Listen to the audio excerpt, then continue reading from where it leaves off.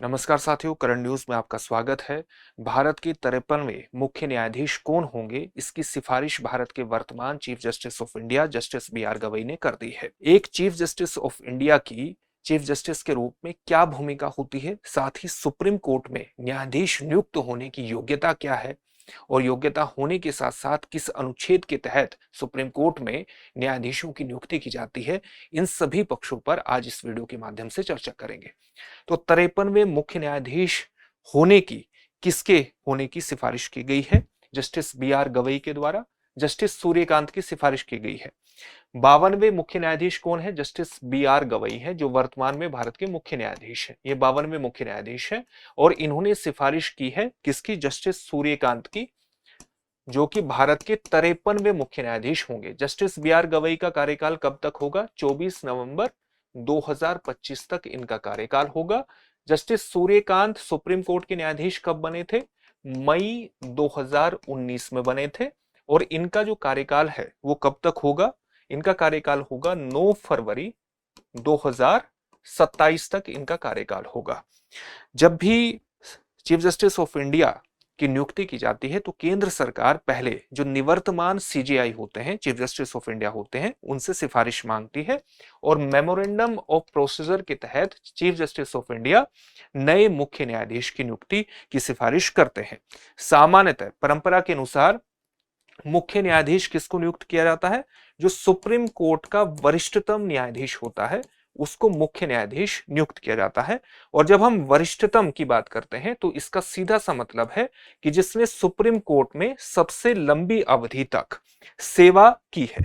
सबसे लंबी अवधि को वरिष्ठतम का एक प्रकार से मानक माना जाता है।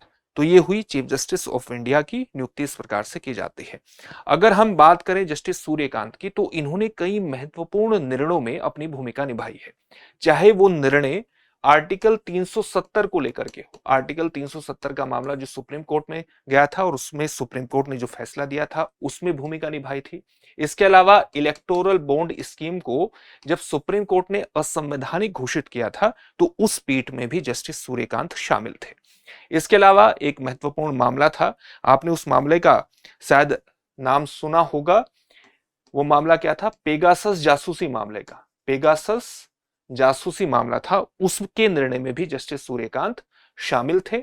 और एक महत्वपूर्ण मामला शामिल था राजद्रोह कानून को के निलंबन का मामला, जो सेडिशन लॉ था उसके निलंबन का मामला शामिल था। उसके निर्णय में भी जस्टिस सूर्यकांत शामिल थे। तो कुछ महत्वपूर्ण निर्णयों में इन्होंने अपनी भूमिका निभाई है एक सुप्रीम कोर्ट के न्यायाधीश के तौर पर।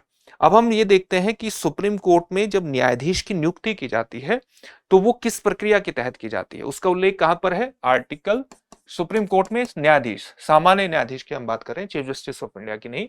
चीफ जस्टिस ऑफ इंडिया की तो हमने बात कर ली कि वरिष्ठतम न्यायाधीश को परंपरा के अनुसार नियुक्त किया जाता है, तो उसकी ही सिफारिश की जाती है। तो आर्टिकल 124(2) के तहत सुप्रीम कोर्ट में न्यायाधीशों की नियुक्ति की जाती है और ये नियुक्ति किसके द्वारा की जाती है? प्रेसिडेंट के द्वारा की जाती है। आप ये भी जानते हैं कि इस पूरी व्यवस्था में कॉलेजियम सिस्टम विशेष भूमिका निभाता है। और जब सुप्रीम कोर्ट में न्यायाधीशों की नियुक्ति की बात आती है तो कॉलेजियम में कौन शामिल होते हैं? चीफ जस्टिस ऑफ इंडिया शामिल होते हैं और सुप्रीम कोर्ट के 4 वरिष्ठतम न्यायाधीश शामिल होते हैं। यह बात हुई नियुक्ति की।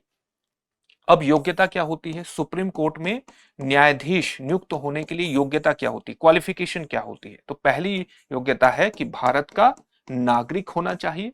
दूसरी योग्यता क्या है कि उच्च न्यायालय में या अलग अलग उच्च न्यायालयों की बात करें तो अलग अलग उच्च न्यायालयों में लगातार 5 वर्ष तक क्या होना चाहिए?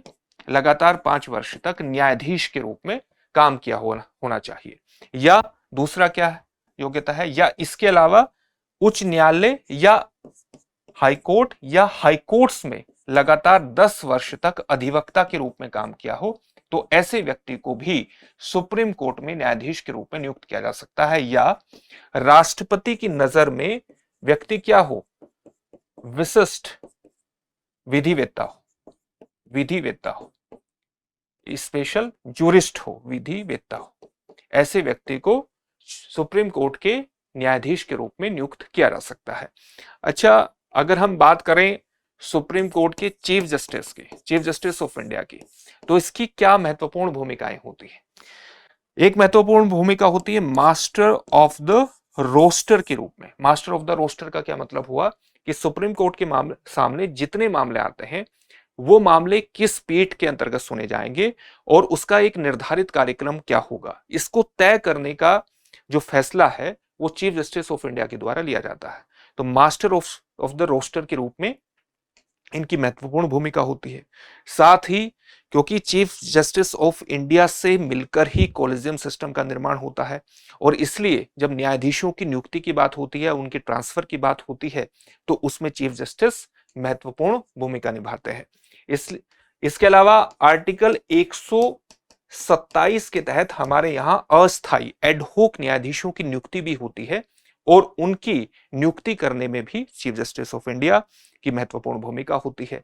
इसके अलावा आप ये भी जानते हैं कि जो सुप्रीम कोर्ट है वो सुनवाई कहां पर करता है?